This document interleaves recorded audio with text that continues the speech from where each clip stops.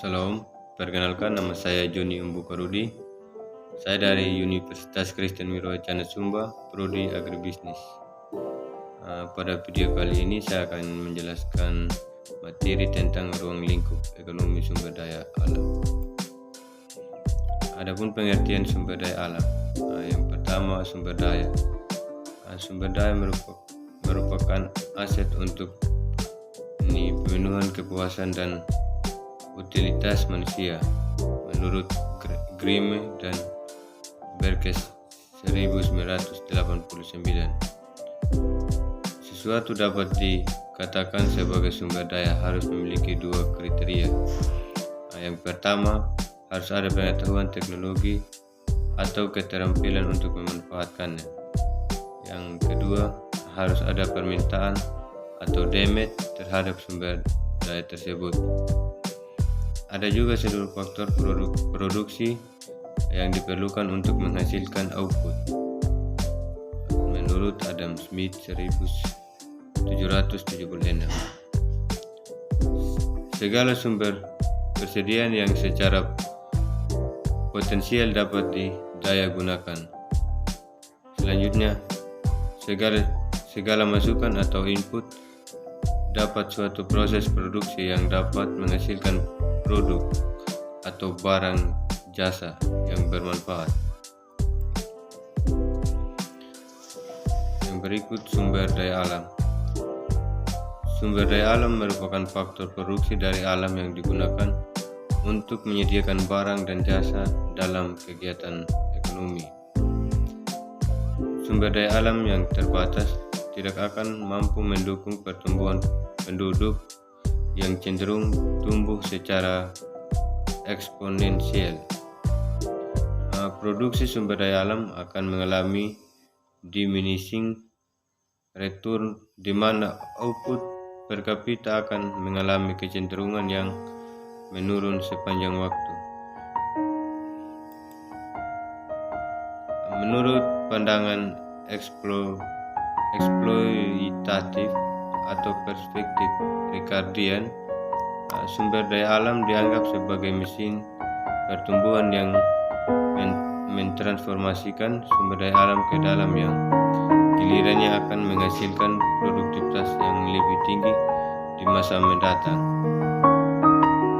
Keterbatasan supply dari sumber daya untuk memenuhi kebutuhan ekonomi dapat disubstitusikan dengan cara intensifikasi atau ekstensifikasi. Indikator sumber daya menjadi langkah yakni meningkatnya harga output maupun biaya ekstraksi per satuan output. Dampaknya sisi konsumen demand menurun, sisi produsen mencari inovasi baru sehingga pengurasan sumber daya alam dapat dikurangi. Adapun klasifikasi sumber daya alam, Hanley 1997 dalam Fauci 2004 mengelompokkan sumber daya berdasarkan penggunaan akhir. Yang pertama, sumber daya material, dimanfaatkan sebagian dari suatu komoditas atau biji besi, aluminium, tanah, dan sebagainya. Sumber daya energi digunakan untuk menggerakkan energi melalui proses transformasi panas dan bentuk energi lain. Adapun fungsi produksi, pertumbuhan ekonomi agregat sering diartikan sebagai kenaikan produksi nasional. Berikut fungsi produksi menunjukkan hubungan antara keluaran output dengan jumlah masukan input.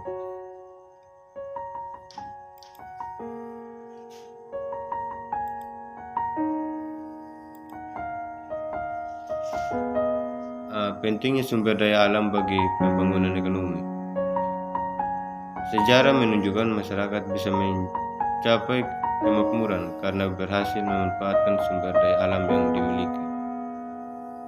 Adam Smith menyarankan agar setiap masyarakat berproduksi sesuai dengan keunggulan komparatif yang dimiliki. Jadi masyarakat yang kaya akan sumber daya alam akan lebih banyak berproduksi. Adapun isu-isu pokok dalam pengelolaan sumber daya alam. Yang pertama, sumber daya alam terbatas tersedianya. Lokasi dari cadangan sumber daya alam terletak jauh dari yang memerlukan. Pemanfaatan sumber daya alam tidak lagi bijaksana dan berpandangan jangka pendek. Belum adanya pertimbangan lingkungan,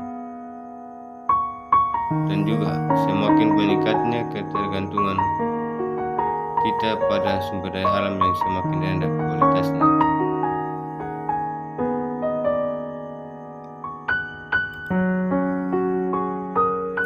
Adapun penggunaan sumber daya alam. Penggunaan sumber daya alam semakin meningkat dan tidak penyerapan limbah yang tetap mengganggu keseimbangan ekologi. Dampak kegiatan produksi akan dirasakan oleh semua lapisan masyarakat. Seharusnya pihak yang memproduksi limbah adalah paling bertanggung jawab. Harus diperhatikan kualitas kehidupan. Penggunaan sumber daya alam secara langsung untuk masa yang perlu memperhatikan keseimbangan antara penduduk dan sumber daya alam. Demikian presentasi dari saya. Sekian dan terima kasih.